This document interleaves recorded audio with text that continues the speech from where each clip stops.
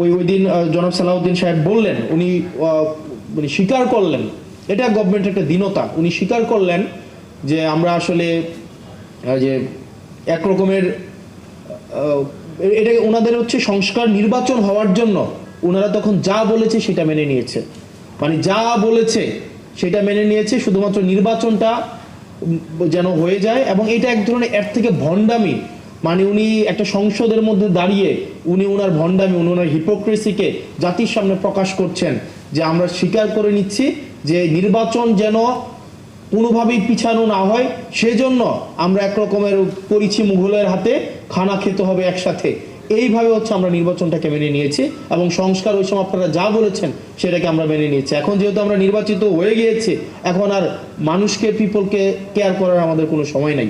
তো সেজন্য আমার কাছে মনে হচ্ছে যে গভর্নমেন্ট যেইভাবে যাচ্ছে এটা খুব সুখকর এবং দীর্ঘমেয়াদী কোনো ইতিবাচক প্রভাব রাখবে বলে আমার মনে হয় না। এবং আমাদের প্রত্যেকটা সিটিজেন বিট্রেড ফিল করছে, চিটেড ফিল করছে এবং প্রতিষ্ঠানগুলো বিট্রেড ফিল করছে।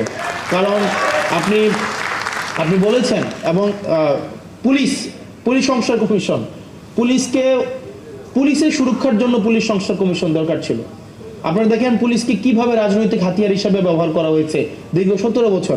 ভাই, পুলিশই তো মানুষ, সে মানুষ না, তার তো নিজস্ব হচ্ছে প্রোটেকশনের দরকার আছে। কিন্তু আপনি দেখেন আবার পুলিশের পোস্টিং, আবার হচ্ছে পুলিশের প্রমোশন, আবার পুলিশের পদায়ন, সবগুলাকে হচ্ছে আপনার মন্ত্রীর ইচ্ছার মধ্যে আপনি রেখে দিলেন। আবার আপনি দেখেন আপনার বিচার বিভাগের আপনার হচ্ছে সংস্কারটা হয় নাই। এখানে সেক্রেটারি, ওই দিন আইনমন্ত্রী সংসদে দাঁড়াইয়া উনি অনেকগুলা সত্য উনি চেপে গিয়েছেন এবং উনি অনেকগুলা অসত্যের অবতারণা করেছেন কাব্যিকভাবে এবং খুবই মানে এত মানে এইভাবে লাই বলতে পারে, এটা আমার কাছে খুব অবাক হয়েছে। উনি বলেছেন পোস্টিং প্রমোশন পদোন্নতির এটার কোনো এখতিয়ার নাকি আইনমন্ত্রীর নাই, খাতা কলম অবশ্যই নাই, কিন্তু প্র্যাকটিসে আইনমন্ত্রী যেটা বলে সেটাই হয়।